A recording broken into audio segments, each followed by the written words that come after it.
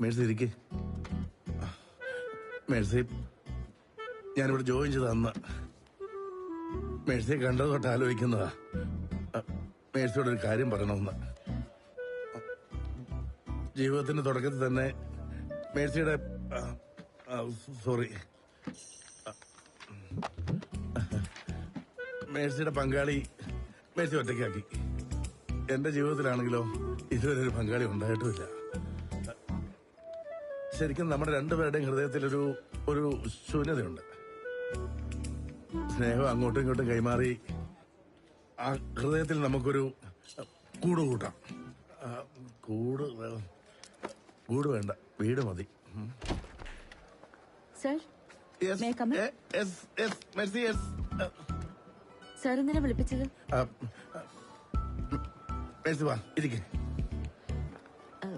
Sir, കുറച്ച് transactions clear ചെയ്യാനുണ്ട് എനിക്ക്. അത് പിന്നെ ചെയ്യാം. എനിക്ക് മേഴ്സിയോടൊരു ഇമ്പോർട്ടന്റ് മാറ്റർ പറയാനുണ്ട്. പറഞ്ഞോളൂ സർ.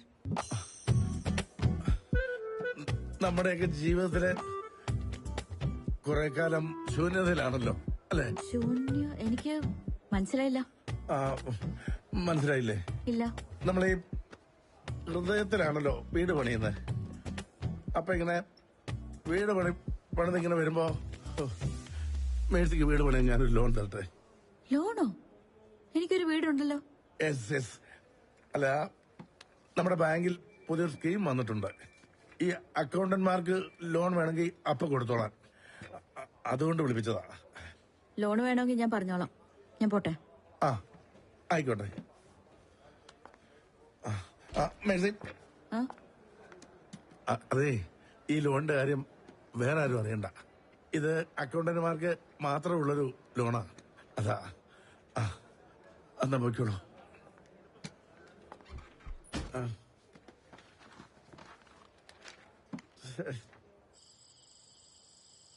അയ്യടാ, അവന്റെ ഒടുക്കത്തെ ലോണ്.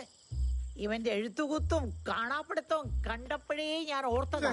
എന്റെ പൊന്നമ്മമാരെ, എന്റെ എഴുത്തിലെ വാക്കുകളുടെ കാഠിന്യം കുറച്ച് കൂടിപ്പോയി. പിന്നെ അടുത്ത പ്രാവശ്യം കടുപ്പം കുറച്ച് ഞാൻ അങ്ങോട്ട് പറയും. അപ്പോഴോ ഇവൻ നേരെയാവുന്നത് എനിക്ക് തോന്നുന്നില്ല.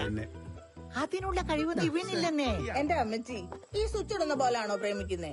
അവന് കുറച്ച് സമയം കൂടി കൊടുത്തൂടെ? അങ്ങനെ അങ്ങോട്ട് പറഞ്ഞു കൊടുക്കില്ല അമ്മ. അമ്മച്ചിക്ക് ധൃതിയാ, ഭയങ്കര ധൃതി. ധൃതി വെക്കാതിരിക്കാൻ എന്റെ മോന് 18 വയസ്സ് തികഞ്ഞിട്ടില്ലല്ലോ. നിങ്ങൾ എല്ലാവരും ചേർന്നാണ് ഇവൻ ഇങ്ങനെ വഷലാക്കുന്നത്. ഇനി ഞങ്ങളുടെ തലയിലോട്ടിട്ടോ. എടാ ചേർക്ക, ഇവള് മേലോട്ട് എടുക്കുന്നതിന് മുമ്പെങ്കിലും നീ കെട്ടുവോ?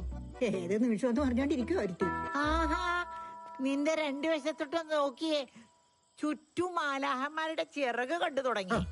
എനിക്ക് മിക്കവാറും നീ അങ്ങ് പോകും. ഓ പിന്നെ പന്തയം വെച്ചോ. ഇന്നേക്ക് 6 ദിവസത്തിനുള്ളിൽ എന്റെ സ്നേഹവരെ മേടിച്ച് ഞാൻ കുരുക്കിയിരിക്കും. നോക്കിക്കോ.